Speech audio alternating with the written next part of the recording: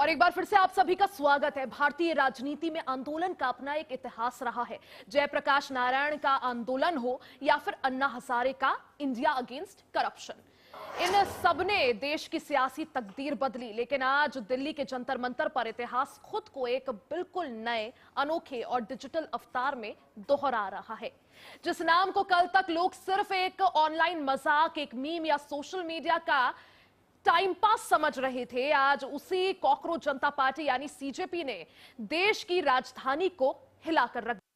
America से पढ़ाई कर लौटे पॉलिटिकल स्ट्रैटेजिस्ट अभिजीत दीपके आज खुद जंतर मंतर पर युवाओं की और हजारों युवाओं और छात्रों के साथ जमीन पर डटे हैं। इस आंदोलन की जड़ें किसी राजनीतिक दफ्तर में नहीं बल्कि अदालत की एक टिप्पणी और युवाओं के स्वाभिमान में छिपी है।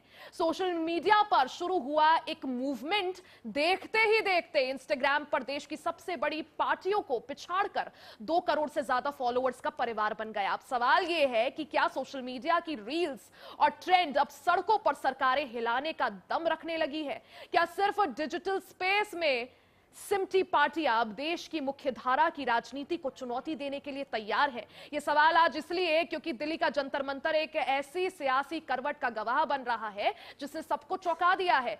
कॉकरोच जनता पार्टी ने आज दिल्ली के जंतर मंतर पर अपना पहला जमीनी प्रदर्शन शुरू कर दिया है। तस्वीरें गवाह हैं। ये तस्वीरें देखिए, ये तब की तस्वीरें हैं जब कॉकरोच जनता पार्टी के फाउंडर अभिजीत दीपके एयरपोर्ट पर पहुंचे थे। अमेरिका से आज ही लौटे हैं और ये तस्वीरें अपने आप में बता रही हैं कि कैसे सोशल मीडिया पर फॉलो का बटन दबाने वाली उंगलियां आज तख्तियां लेकर सड़कों पर उतर आई है। जंतर मंतर पर हजारों तादाद में प्रदर्शनकारी इकट्ठा हुए हैं। शिक्षा मंत्री धर्मेंद्र प्रधान का इस्तीफा मांग रहे हैं। सवाल यही है कि क्या कॉकरोच जनता पार्टी ने ऑनलाइन से ऑफलाइन का सफर तय करके स्थापित राजनीतिक दलों की नींद उड़ाने की जो तैयारी है वो तेज कर दी है? क्या छात्रों और युवाओं का ये गुस्सा क्या शिक्षा मंत्री और सरकार को बैकफुट पर ले आएगा? और क्या ये सिर्फ एक दिन का गुस्सा है या देश में एक नए किस्म की यूथ पॉलिटिक्स का आगाज हो चुका है? आज इसी पर चर्चा करेंगे। कुछ ही देर में मेहमान भी हमारे साथ जुड़ेंगे। लेकिन ये तस्वीरें देखिए, ये दिल्ली के जंतर मंतर से तस्वीरें हैं और ये भीड़ आप देखिए, साथ ही सुरक्षा बल की भी तैनाती है ताकि माहौल जो है वो अंडर कंट्रोल रखा जा सके। कॉकरोच जनता पार्टी जिस तरह से सीजेआई यानी चीफ जस्टिस ऑफ इंडिया की एक टिप्पणी आई थी जिसमें उन्होंने जिक्र किया था कि बेरोजगार युवा जो हैं वो कॉकरोच की तरह है, इसके बाद ही ऑनलाइन मुहिम चली। अगले दिन ही कॉकरोच जनता पार्टी का निर्माण हो गया। इसके जो फाउंडर है वो अभिजीत दीपके हैं जो कि महाराष्ट्र के रहने वाले हैं लेकिन अमेरिका में पढ़ाई कर रहे हैं। अब सवाल यही है कि क्या जेनजी राजनीति का नया चैप्टर लिखने वाला है? नीट पेपर लीक, सीबीएसई में जिस तरह से गड़बड़ी सामने आई, तमाम मुद्दों को लेकर, बेरोजगारी को लेकर ये युवा प्रदर्शन कर रहे हैं। दिल्ली के जंतर मंतर की ये तस्वीरें, और ये कोई पहली बार नहीं है। देखिए, कई बार देश की राजनीति की अगर बात करें, चाहे वो जयप्रकाश नारायण का आंदोलन हो या फिर इंडिया अगेंस्ट करप्शन जिसके बाद आम आदमी पार्टी का गठन हुआ, तमाम ऐसे जन आंदोलनों ने राजनीतिक पार्टियों को जन्म दिया।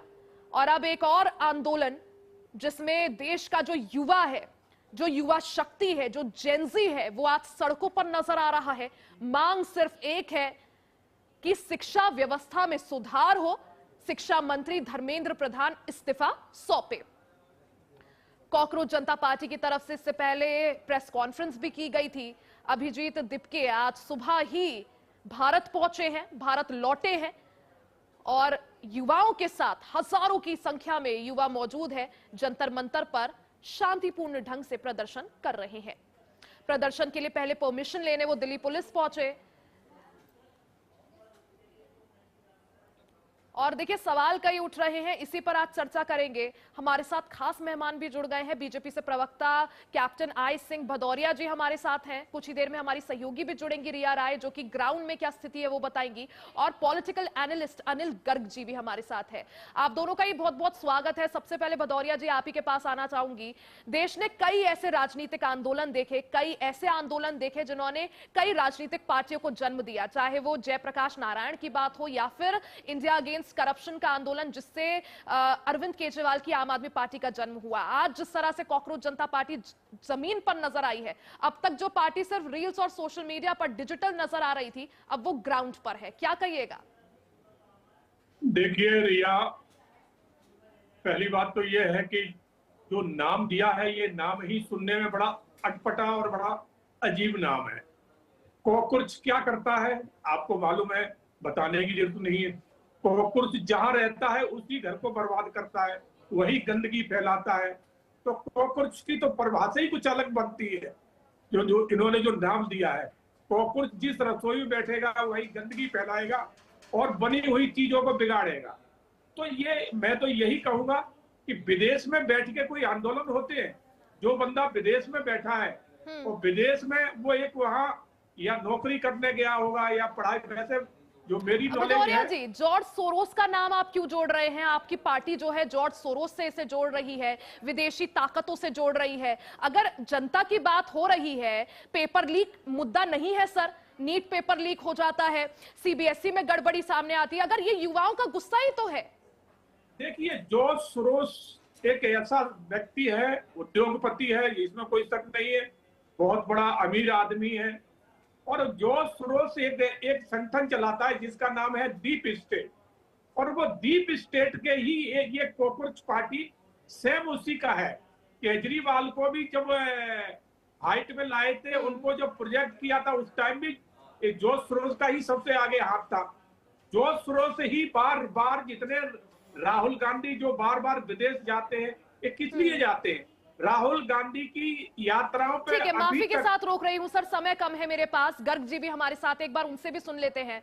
गर्ग जी, देखिए, भारतीय जनता पार्टी का ये कहना है कि जो देश विरोधी ताकतें हैं, राष्ट्र विरोधी ताकतें हैं, वो इस कॉकरोच जनता पार्टी को सपोर्ट कर रही है, इसके पीछे है। बीजेपी का यह भी आरोप है कि ये पार्टी, जैसा हमने पहले भी देखा कि सिर्फ डिजिटल मुहिम लग रही थी, अब ये धरातल पर नजर आ रही है। क्या समझा जाए इस पूरे घटनाक्रम को? आप कैसे देखते हैं और क्या लगता है सर, क्या आने वाले दिनों में राजनीतिक दल का रूप लेगी? गर्ग जी, अनम्यूट कर लीजिए सर प्लीज। रिया जी, अभी जब आप अपनी रिपोर्ट पेश कर रही थी तो आपने दो बड़े महत्वपूर्ण इस देश के आंदोलनों का जिक्र किया। एक था पहला जेपी आंदोलन और दूसरा था अन्ना आंदोलन। जेपी आंदोलन जब आपने 1975 में के बाद देखा था इमरजेंसी के खिलाफ, लेकिन जेपी कोई नया चेहरा नहीं। जेपी तो देश की आजादी से जुड़े हुए स्वतंत्रता सेनानी थे। देश जेपी तो लगातार सरकार के, जब भी सरकार कुछ गलत करती थी, कांग्रेस सरकार, उसके खिलाफ बात करते थे। लेकिन सरकार ने उस समय इतनी बड़ा डिफॉल्ट किया तो उन्होंने एक आंदोलन का रूप लिया और पूरा देश में गुस्सा था, वो फूट पड़ा। तो जेपी आंदोलन इससे अलग है। अब दूसरे आंदोलन की जिक्र करते हैं, अन्ना आंदोलन। अन्ना आंदोलन नहीं था, बेसिकली वो एक तरह से केजरीवाल आंदोलन था। लेकिन केजरीवाल कौन था, पहले इसको समझना पड़ेगा। जब ये आंदोलन शुरू हुआ उससे बहुत साल पहले करीबन 4 से 5 साल पहले 2006 में ही केजरीवाल को मैग्सेसे पुरस्कार मिला था। 2006 में I am very much sure कि केजरीवाल के दोस्त और उसके रिश्तेदार के अलावा देश में उसका कोई नाम नहीं जानता था। और उसको पुरस्कार क्या मिला था? बेस्ट इमर्जिंग लीडर, यानी सबसे अच्छा उभरता हुआ नेता। वो नेता छोड़ो, वो तो किसी का ग्रुप लीडर भी नहीं था उस समय। तो मैं क्यों बोल रहा हूँ ये बात आपको कि देश विरोधी जो ताकतें हैं ना, वो जगह जगह समय समय पे हर देश में कुछ ना कुछ खिलवाड़ करती है। कुछ ना कुछ राजनीतिक जो नेता होते हैं वो भी उनके एजेंट्स पे काम करते हैं, उनकी पेरोल पे काम करते हैं। तो केजरीवाल को भी उन्होंने चुना, और केजरीवाल को चुना तो केजरीवाल को लगा अकेला मैं कुछ नहीं कर पा रहा था। उन्होंने, क्योंकि उस समय करप्शन यूपीए 2 का लेकिन गर्ग जी बिल्कुल मैं सहमत हूं सर आपकी बात से। जेनजी की लेकिन ताकत क्या है वो हम नकार नहीं सकते। नेपाल में क्या हुआ, बांग्लादेश में क्या हुआ, वो हम सब ने देखा। और जो पेपर लीक जैसे मुद्दे, सीबीएसई की गड़बड़ी, जो टाइमिंग देखिए ना सर इस पार्टी के गठन का। मैं उसी पे आ रहा था। ये जो मुद्दा कौन सा चुनते हैं जी, 2010 में करप्शन जो एक मुद्दा था, सब चढ़ के बोल रहा था। यूपीए 2 में ऐसा कोई डिपार्टमेंट नहीं था जिससे करप्शन की चर्चा ना हो। कोई 2 लाख करोड़ है, कोई 1.5 लाख करोड़ है, कोई 1 लाख करोड़ है। तो उसमें करप्शन का मुद्दा इतना बड़ा था कि वो आंदोलन जब करने लगे तो उन्होंने सिर्फ शुरुआत भर करनी थी। फिर जैन जी उससे जुड़ गया वो सड़क, क्योंकि उसको लगा कि शायद ये व्यक्ति, क्योंकि कोई इसका बैकग्राउंड नहीं जानता, कोई इसके पीछे की कारण नहीं जानता, इसके पीछे की मंशा नहीं जानता। उनको लगता है कोई व्यक्ति भ्रष्टाचार के खिलाफ आवाज उठा रहा, हम उसके साथ खड़े होंगे। और देश उसके साथ खड़ा हुआ और दिल्ली ने महत्वपूर्ण परिवर्तन देखा। लेकिन हमने उसका असर भी देख लिया। उसकी फिर कथनी और करने का फर्क भी देख लिया। देखिए जैन जी की समस्या क्या है, जैन जी की समस्या है जब उसकी आवाज में कोई आवाज मिलाता है तो उसको लगता है ये हमारा मसीहा है, ये हमारी बात सुन जी। रहा है। क्योंकि इस समय जो आपने जिक्र किया, सीबीएसई का जो रिजल्ट आया, जो उन्होंने स्कैन कॉपी की, उसमें भी टेक्निकल फॉल्ट आया, तो उसमें लोग प्रभावित हैं, बच्चे दुखी हैं, वो भी गुस्से में है। और नीट का तो कहना ही छोड़ दीजिए। ठीक है, इसी से जुड़ा मैं एक सवाल ले लेती हूँ भदौरिया जी से, फिर समय कम है सर। छोटा सा जवाब भदौरिया जी। सर जैन जी का गुस्सा, ये उबलते हुए मुद्दे और अब अभिजीत दीपके की वापसी, क्या बीजेपी के लिए बड़ा खतरा? छोटा सा जवाब सर।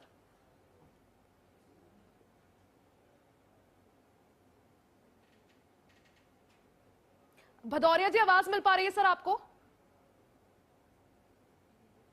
ठीक है, आप दोनों का ही बहुत बहुत शुक्रिया समय देने के लिए, हमारे साथ जुड़ने के लिए। देखिए, एक तरफ जहां कॉकरोच जनता पार्टी से युवाओं का जेनजी आंदोलन बता रही है, वहीं बीजेपी इसे आम आदमी पार्टी और विदेशी ताकतों का छिपा हुआ एजेंडा कह रही है।